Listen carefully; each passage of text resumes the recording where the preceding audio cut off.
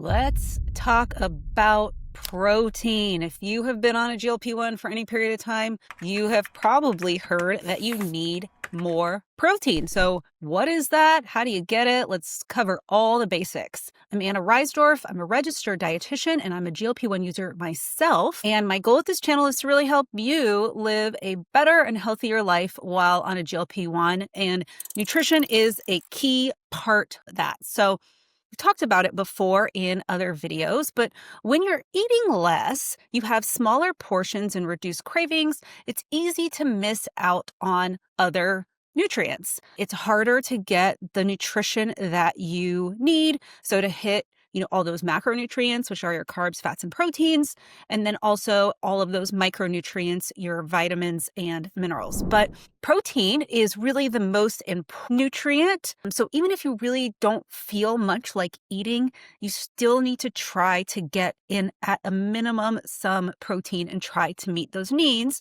Because it's not really just about building muscle. Like you sometimes hear bodybuilders need to eat a lot of protein to build muscle. That is true.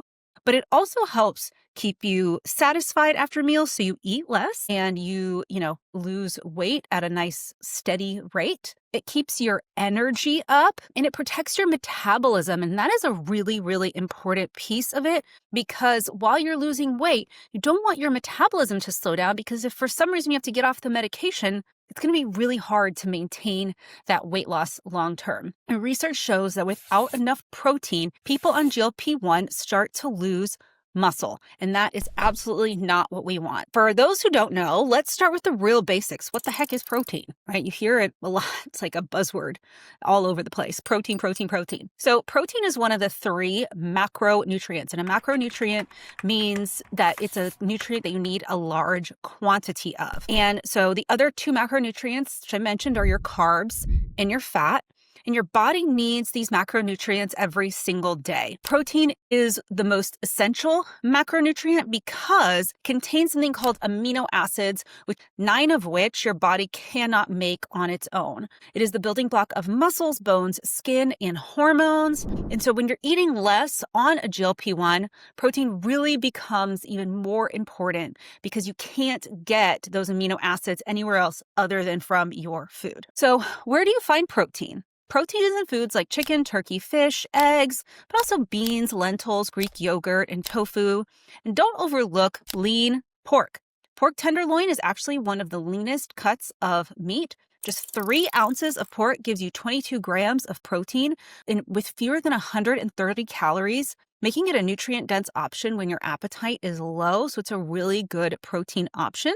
And so how much protein do you need per day? So typically we recommend aiming for about 1.2 to 1.6 grams of protein per kilogram of body weight each day.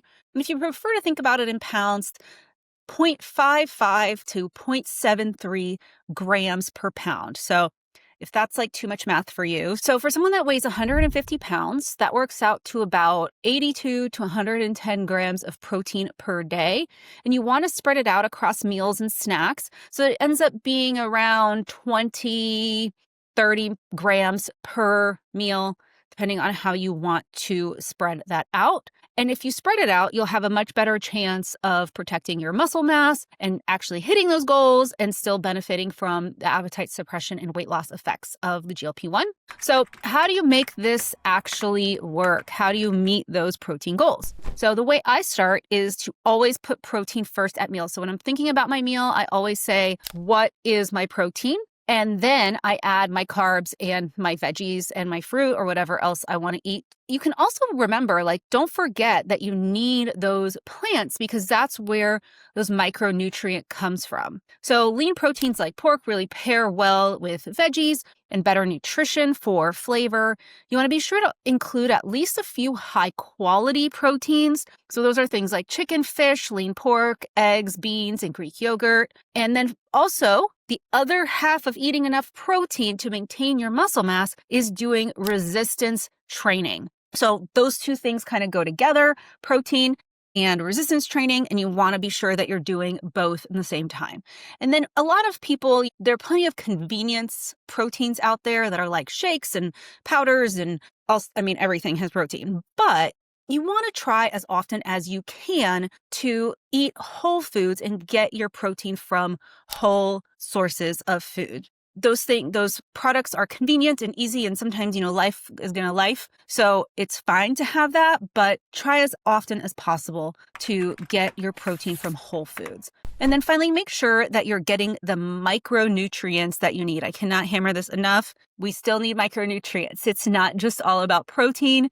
So make sure that you're getting your vitamins, including B12, iron, and zinc, which all play a role in keeping you healthy and your metabolism running and all of that. So finally, limit foods that can upset your stomach or don't give you a lot of nutrition, because since you're not eating enough or not eating as much, you really need to focus on nutrient-dense foods. So let me give you a few examples of things you can eat when your appetite is low, but you still want to be sure you're hitting your nutrient density. So pork loin with apple slices and low-fat cheese, ham roll-ups with cucumber and hummus, pulled pork in a whole grain wrap, low-sodium pork rinds. I love pork rinds with guacamole and cherry tomatoes, Greek yogurt with berries and chia seeds, cottage cheese with pineapple or peaches, a hard-boiled egg with baby carrots, pork jerky with apple slices, edamame with sea salt, string cheese and sliced bell peppers, smoked salmon with on top of cucumbers and with a little bit of cream cheese,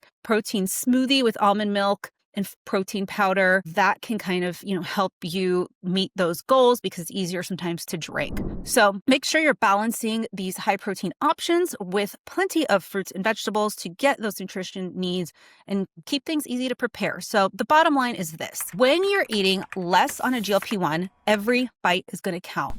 So prioritizing your protein is going to help protect your metabolism, your energy, and it doesn't really need to be complicated. I think people are a little bit obsessed about it. Just start with your protein, add some colorful produce, and enjoy your meal. So I want to thank Pork for sponsoring this video. If you want to learn more about the incredible recipes they have and the benefits of eating lean pork, you can want to visit pork.org/pork and partners. They have so many good recipes over there for how to include pork in your diet as a great source of lean protein and, great way to support your muscle on your GLP-1. So if you found this video helpful, please hit subscribe. And I drop a video every Friday all about how to meet your nutrition goals on GLP-1 and my own GLP-1 journey. So want to be sure you're subscribed so you get notified about those. And check out my website at glp1hub.com for more guides and meal ideas and other expert insights. And finally, be sure to check out the podcast, the GLP-1 Hub podcast, where I interview other experts about their GLP-1 information and, their points of view on this life-changing medication. And I'll see you in the next video.